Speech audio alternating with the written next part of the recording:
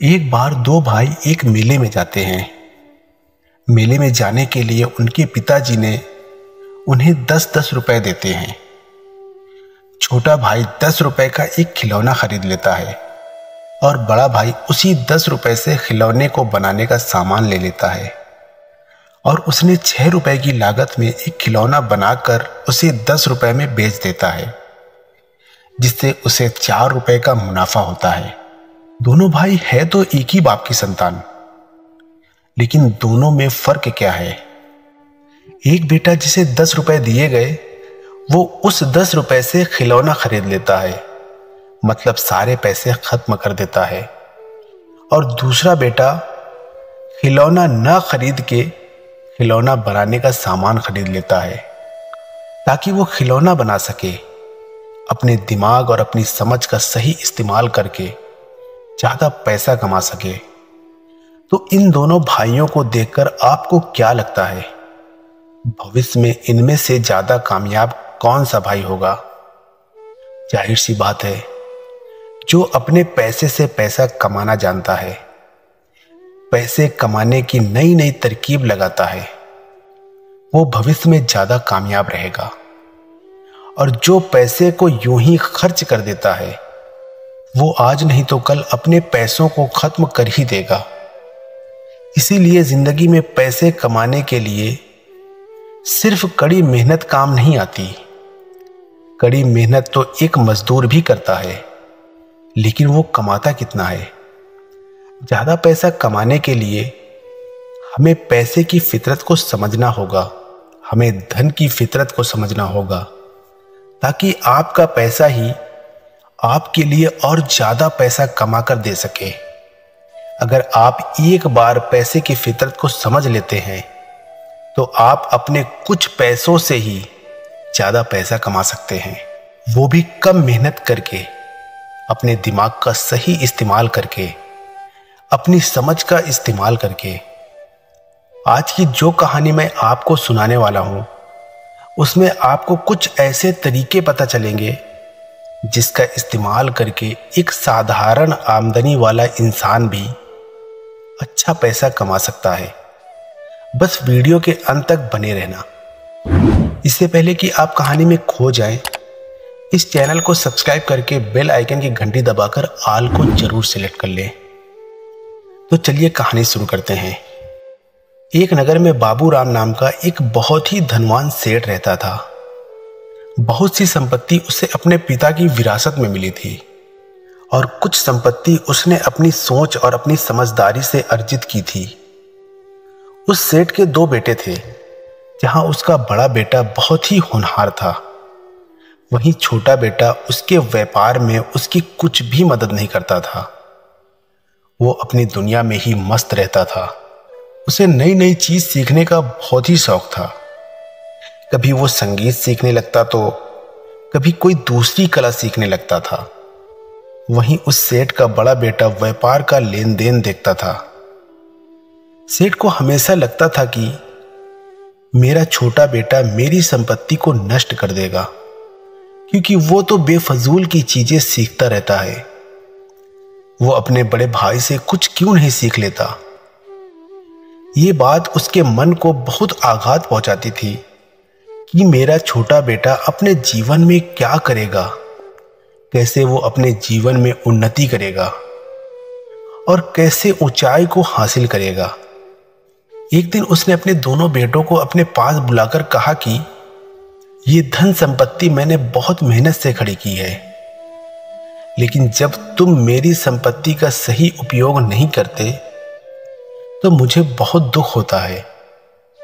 तुम अपने बाप की हालत को क्यों नहीं समझते हो?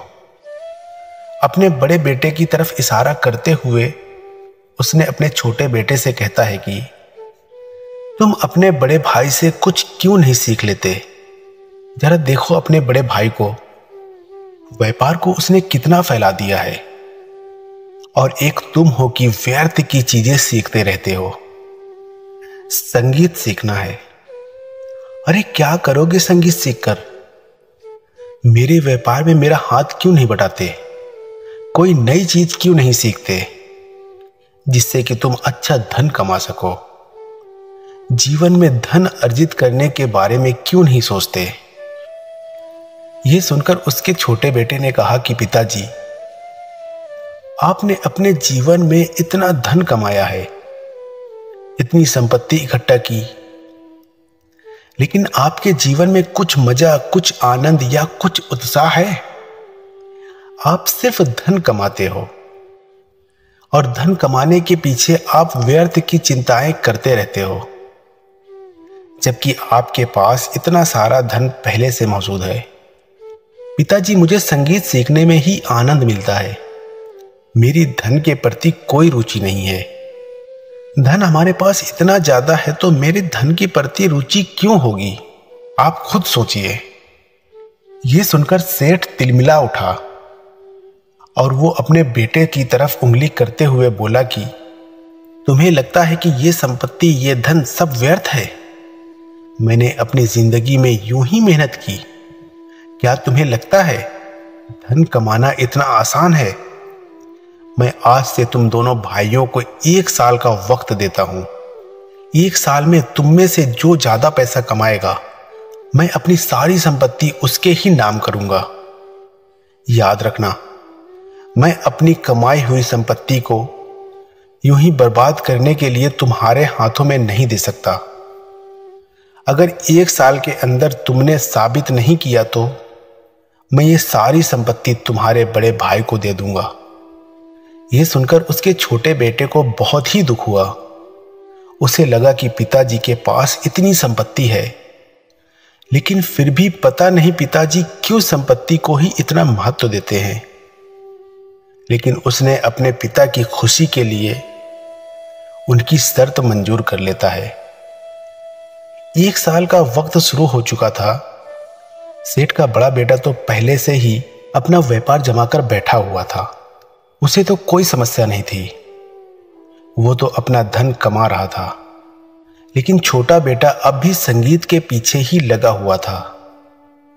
उसे कोई चिंता नहीं थी कि मैं 1 साल में कितना धन कमा पाता हूं या कितना धन नहीं कमा पाता।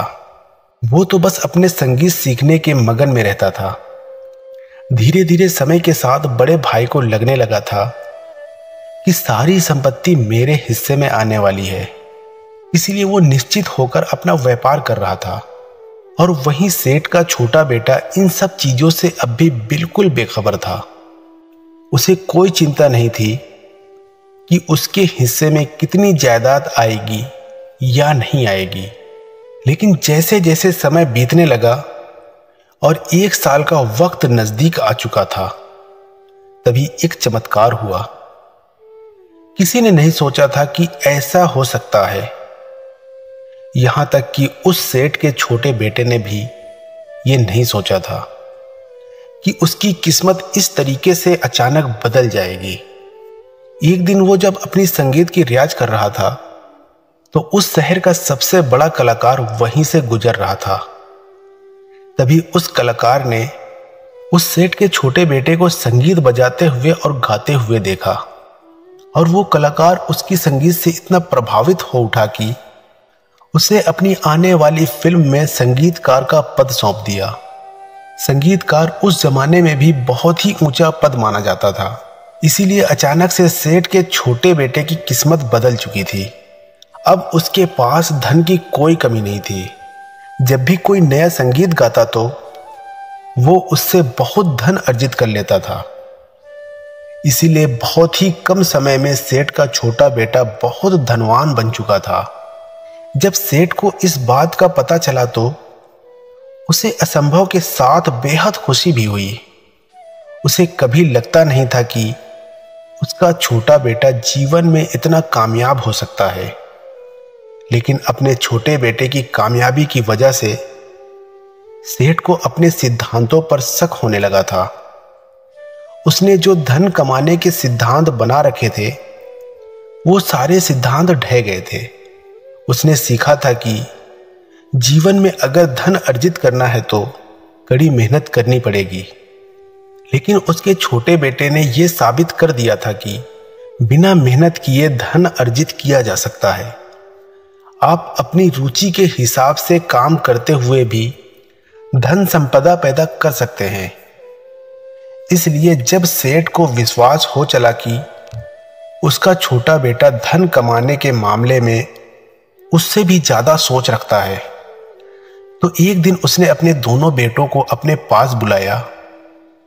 उसने अपने बड़े बेटे से कहा कि बेटा, आज जो बात मैं तुमसे कहने वाला हूं, उस बात का तुम्हें बुरा भी लग सकता है, लेकिन अगर तुम अपने अहंकार को बराबर में रखकर सोचोगे तो तुम्हें यह एहसास होगा कि तुम्हारा छोटा भाई धन कमाने के मामले में तुमसे और मुझसे भी ज्यादा समझ रखता है। ये बात मुझे आज तक पता नहीं थी, लेकिन अब मैं ये बात अच्छे से महसूस कर सकता हूं कि तुम्हारा छोटा भाई धन कमाने के लिए तुम्हें कुछ आसान तरीके बता सकता है। इसीलिए तुम अपने छोटे भाई की सीख को छोटे में मत लेना, उसकी सीख को बड़े गौर और बड़े ध्यान से सुनना, क्योंकि वो तुम्हारी जिंदगी को एक नई दिशा दे सकता है।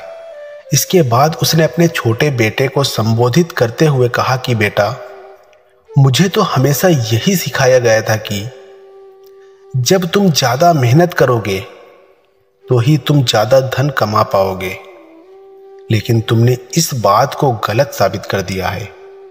तुम बताओ, तुम्हारे हिसाब से एक इंसान जल्दी पैसा कैसे कमा सकता है? यह सुनकर उसके छोटे बेटे ने कहना शुरू किया। उसने कहा कि पिताजी, मैंने जीवन में कभी भी धन के बारे में सोचा ही नहीं था। मैं तो बस अपनी कला के बारे में ही हमेशा सोचता था। मुझे धन कमाने के कोई तरीके नहीं पता, या ये कह सकते हैं कि किस्मत से मुझे ये काम मिल गया है जिससे कि मैंने इतना सारा धन कमा लिया है। पर अगर आप सच में जानना चाहते हैं कि मेरी धन के मामले में क्या सोच है, तो मैं आपको एक बात बताना चाहता हूं। मैंने सिर्फ अपनी कला को सीखने में ही ध्यान दिया है। मुझे संगीत सीखने में मजा आता था।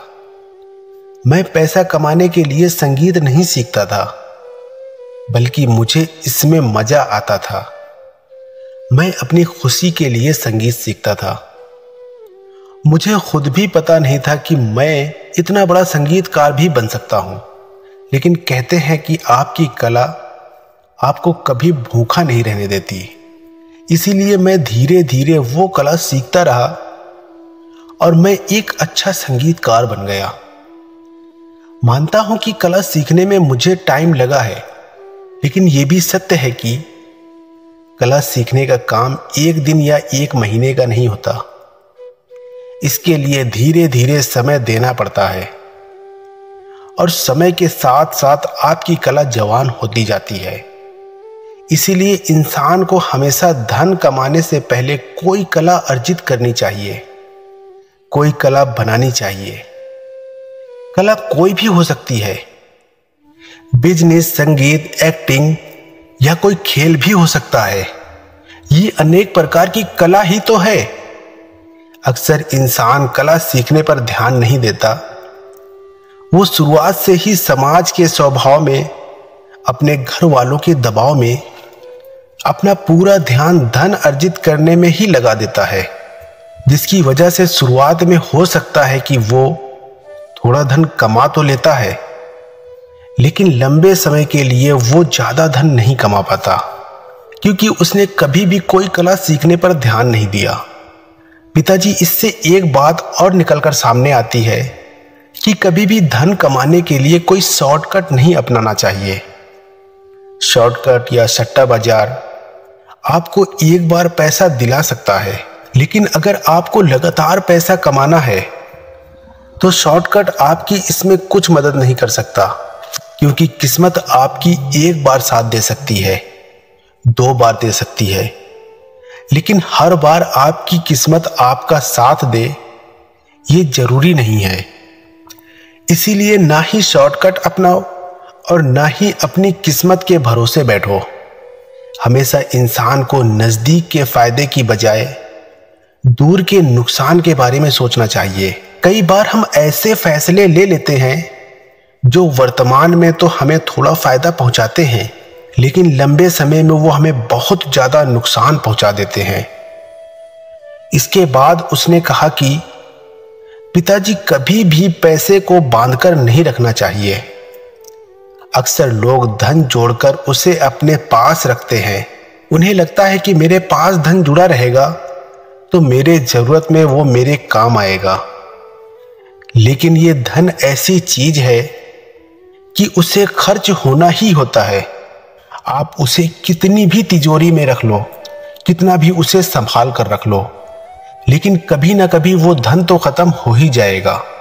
इसीलिए धन को बांध कर रखने की बजाय उसे अलग अलग जगहों पर लगा दो, जिससे कि आपका धन ही आपके लिए और ज्यादा धन कमाकर दे सकता है।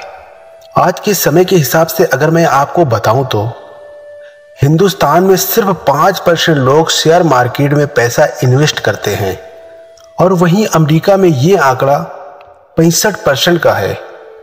जरा सोचिए कि हम अपने धन को सुरक्षित रखने के लिए उसको बांध कर रखते हैं, उसको बैंक में डाल देते हैं, उसको अपनी तिजोरी में रख देते हैं, लेकिन इसी पैसे को दूसरी जगह पर लगाकर और ज्यादा पैसा कमाने के बारे में हम सोचते ही नहीं हैं, क्योंकि हमें लगता है कि वहां पर हमारा धन खर्च हो जाएगा। अरे धन को खर्च तो वैसे भी होना है। इसके बाद सेठ के छोटे बेटे ने कहा कि पिताजी, धन कमाने के लिए मुझे लगता है कि इंसान को ऐसा काम करना चाहिए जिसमें उसे अपना बहुत ज्यादा वक्त ना देना पड़े। मतलब अगर मैं मौजूद ना भी रहूं तब भी उसका काम चलता रहे। इससे यह होगा कि उस इंसान का समय बचेगा और वही समय वो दूसरे कामों में लगाकर वहां से भी धन और पैसा कमा सकता है। लेकिन इंसान को पैसा कमाने के लिए इतना भी तनाव नहीं लेना चाहिए कि उसे अपने शरीर से ही समझौता करना पड़ जाए, क्योंकि जब हमारा शरीर ही नहीं रहेगा तो हम धन का क्या करेंगे। अक्सर हम अपने आसपास ऐसे बहुत सारे लोगों को देखते हैं जिन्होंने जीवन में बहुत सारा धन कमाया है, लेकिन उनका स्वास्थ्य, उनका शरीर उनका साथ नहीं दे रहा, तरह तरह की बीमारियों से ग्रस्त हैं। आखिरी और सबसे बड़ी बात यह है कि उस पैसे का सदुपयोग करना चाहिए। जो भी पैसा हम कमाते हैं, अगर हम उसका सही उपयोग नहीं करेंगे तो भी आज नहीं तो कल पैसा खत्म हो ही जाएगा। इसलिए जो पैसा दूसरों की मदद के लिए या दूसरों को काम देने के लिए खर्च किया जाता है, वो पैसा खत्म होने पर भी आपको दुख नहीं होता। अगर ईश्वर ने हमें धन दिया है तो हमें ऐसा काम करना चाहिए ताकि हमारे जरिए दूसरे लोगों को भी काम मिल सके, दूसरे लोगों का भी जीवन सुधर सके। आखिर में एक बात कहना चाहता हूं कि पैसा तो सब कमाना चाहते हैं और वो भी आसान तरीके से, लेकिन कमा बहुत कम लोग पाते हैं। इसीलिए हमेशा किसी कला को सीखने पर ध्यान देना चाहिए। जितने भी फिल्म सितारों को हम देखते हैं, जितने भी क्रिकेटर को हम देखते हैं, उन्होंने अपने जीवन काल में बहुत मेहनत करते हैं। उनके शुरुआती दिनों में उनके पास कोई पैसा नहीं होता, लेकिन उन लोगों ने अपनी कला को सीखना जारी रखते हैं और लंबे समय तक कला को सीखने के बाद उसका परिणाम उन्हें मिलता है और फिर वो लोग बहुत कम समय में बहुत ज्यादा धन कमा लेते हैं। लेकिन ये एक दिन या एक महीने का काम नहीं होता, इसके लिए हमें टाइम देना पड़ता है। और अगर आप कोई कला अर्जित कर लेते हो तो पैसा आपके पीछे पीछे भागेगा, लेकिन अगर आप पैसे के पीछे भागोगे तो आप भागते ही रह जाओगे, लेकिन आपकी दौड़ कभी पूरी नहीं होगी। इसीलिए किसी भी कला को सीखना आज से ही शुरू कर दो। कला कोई भी हो सकती है, शेयर मार्केट, कोई स्पोर्ट या कोई बिजनेस, ये सभी कला ही तो होती हैं जिनके द्वारा हम अच्छा धन अर्जित कर सकते हैं, हम अच्छा पैसा कमा सकते हैं। इसीलिए कहता हूं, पैसों के बारे में सोचना बंद कर दो, पहले कला सीखो, पैसा अपने आप आ जाएगा। तो दोस्तों, कैसी लगी ये कहानी आप लोगों को कमेंट करके जरूर बताना। वीडियो अच्छी लगी हो तो वीडियो को लाइक और चैनल को सब्सक्राइब करके बेल आइकन की घंटी दबाकर ऑल को जरूर सेलेक्ट कर लेना। फिर मिलेंगे कोई अच्छी सी कहानी लेकर। तब तक के लिए आप अपना रखिए ख्याल और हमें दीजिए इजाजत। जय हिंद, जय भारत।